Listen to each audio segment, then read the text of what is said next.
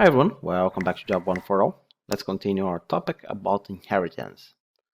So let's explain what's happening with inheritance to make things pretty clear by drawing.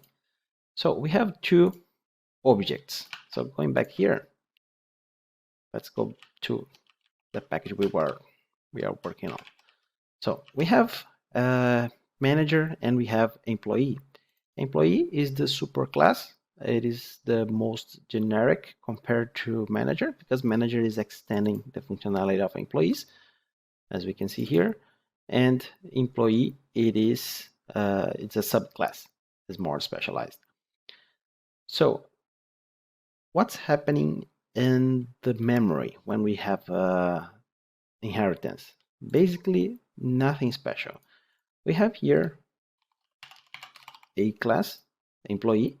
This class employee will create an object, and this object will be an employee object. So if we come here, we will have name, social security number, address, and salary. So name, social security number, salary, and address.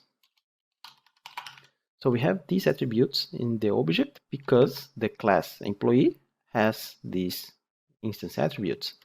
So basically, when you have a subclass, in this case manager, you will have another completely separate object with the same data as we have employee, but the difference is the manager now has a new attribute, department. So we will have everything plus department. Now, as you can see, they are completely different objects. And of course, both of them, they also have the print method. So this one has a print method, and this one also has a print method that's coming from the template. It's kind of a template. So the object that we have here, the employee class, will become like a template to create a manager. And this manager is a more specialized because we have a department. That's why we are extending the functionality of the employee class. Now, when we call print, coming back here, we are calling the print. This print is inside the manager as well.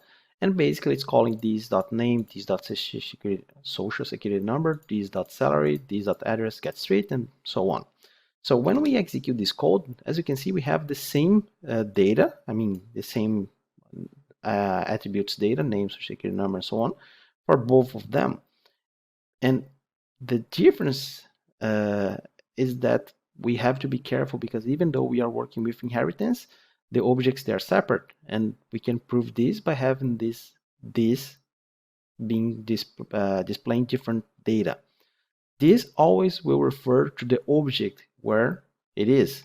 So the print this.name for employee will print the employee name, social security number, address, and salary. And the print inside the manager will do the same, this.name, social security number, so on. So basically the this is referring to this object, and then the this in manager is referring to this object. That's why we have different data, but the attributes are the same, name, social security number, address, and salary. Now, what can we do here, for example, to have the print with the same data plus my own specialized data? There is a concept in object orientation called inheritance. And inheritance, the inheritance is related to object orientation, but there is a concept called overriding. So let me close all of this because I got confused for a moment. So in my object for my manager's class, I can do the following. Overriding means writing the same signature from a method in your superclass, but in your subclass. So basically the same signature, including the X modifier, the return, and the name. It's pretty important, the name. So by the time you do this, you will notice that IntelliJ is adding this icon over here. And it's saying that this method is overriding a method in the employee class. So basically now this is the most specialized print. Now we don't have the print coming from employee anymore. If we execute Shift F10, we will notice that there is no object being printed from manager anymore. Why? Because we said that there is nothing to do inside this print method. Now be careful, because if you change the name, now you have both print that's coming from the employee class and print to. Now the print to is just a regular method. So we technically have print, and then we have a print to. So you can see the icon overriding here disappeared. So when you are overriding, you can also add an annotation called at override to just make sure and be explicit, saying, okay, this method is overriding something from the superclass. Because if I change now to print to, you will notice, oh, it's failing. So you know for sure that this should be overriding something from the superclass. Okay, so now technically we can do this. Salt. And then we have here, sorry, the department should be at the beginning. We have here department. And now if I press Shift F10, we will see that we have the department IT. But now I want to do the following. I want to get the data also from the superclass. So basically what I want to say is execute the superclass the same way as it is the print there. So basically I want to execute a print with these attributes.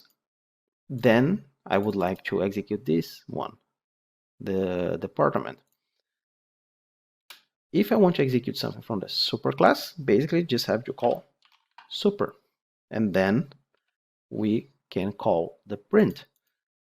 But remember, super and this, it doesn't mean that you are going to the employee object. Remember, we are in two separate objects, but I'm saying here for super.print to execute this. So basically in the end, it will be something like this. Java will kind of do a merge, and you have something like this behind the scenes. So you will have this .name, social security number, salary, address with street, and zip code. Then you will have your department, but we are still inside the manager object. So Shift F10, and as you can see, we have the same data as we had before, plus our department. I think the most confusing part is that you have the super that's calling for the employee, but is inside the manager object. So just imagine that this same method that you have here is going to go and be merged into your print right here. Now you may ask, well, how do you know for sure that we will have name, social security number? How do I know that these attributes will be available in the manager when the merge happens behind the scenes, for example? Because of the inheritance rule. The inheritance rule says that all the attributes from the superclass will be inherited by the most specialized class, the subclass. So I know for sure, because of that rule, that name, social security number, and salary, and address will be available to the manager object. And then when we call super.print, and it will call this.name, social security number, this is referring to the attributes inside that space in memory. Okay, so this is everything. Actually, there is just one more thing. In Java, there are no multiple inheritance with classes.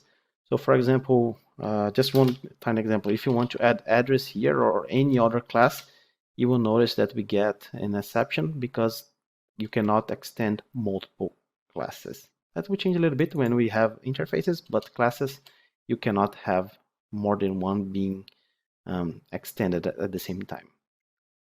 But if you had person, so we can have person, and then employee extends person, and manager extends employee. So a manager is an employee is a person, it means that manager is a person. So it keeps getting down the tree. Okay, that's everything. Let's keep this video simple. Let's continue in the next one. So see you there. Bye.